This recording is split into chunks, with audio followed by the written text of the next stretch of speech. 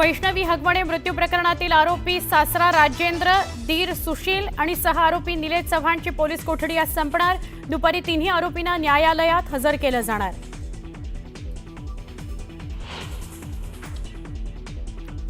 वैष्णवी हगवणेनं गळफास लावून घेतलेला पंखा 71 किलो वजन पेलू शकतो का? साडी आणि पंखा फॉरेन्सिक तपासणी करता पाठवला जाणार।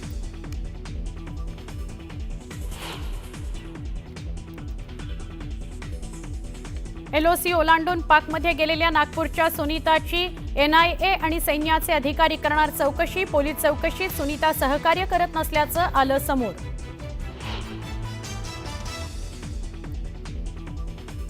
ऑपरेशन सिंदूर नंतर परदेश दौऱ्यावर गेलेलं शिष्टमंडळ भारतात परतल्यावर पंतप्रधान नरेंद्र मोदींची घेणार भेट। परदेश दौऱ्यासंदर्भातील माहिती शिष्टमंडळ मोदींना देणार।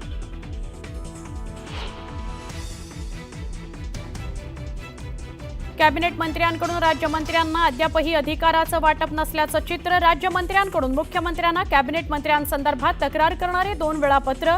वरिष्ठ सूत्रांची न्यूज 18 लोकमतला माहिती।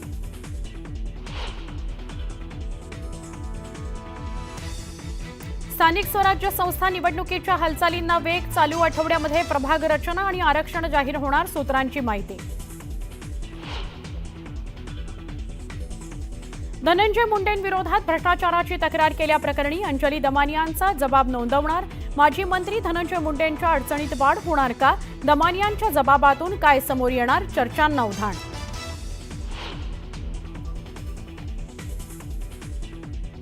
नाशिकमध्ये कोयता गँगचा धुडगूस। शहरात 2 ठिकाणी वाहनांची तोडफोड। जेल रोड परिसरात काही तरुणांवर कोयता गँगचा हल्ला। स्वर्गीय गोपीनाथ मुंडे यांचा आज स्मृतिदिन। पंकजा मुंडेंच्या हस्ते आज परळीमध्ये वृक्षारोपणासह विविध कार्यक्रमांचं आयोजन। देशात वेगानं वाढतीये कोरोना रुग्णांची संख्या। 10 दिवसांमध्ये रुग्णसंख्या 257 वरून 3700 पार।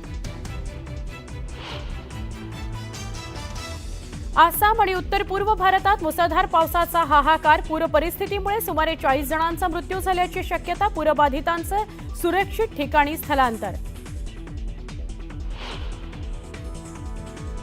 अयोध्येतील श्रीराम दरबारात आजपासून प्राणप्रतिष्ठापनेकरता होणार धार्मिक विधी।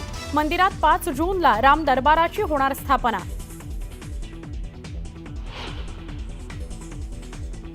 IPL विजेतेपदाकरता पंजाब विरुद्ध बंगळुरू भिडणार। आजही अहमदाबादमध्ये पावसाची शक्यता।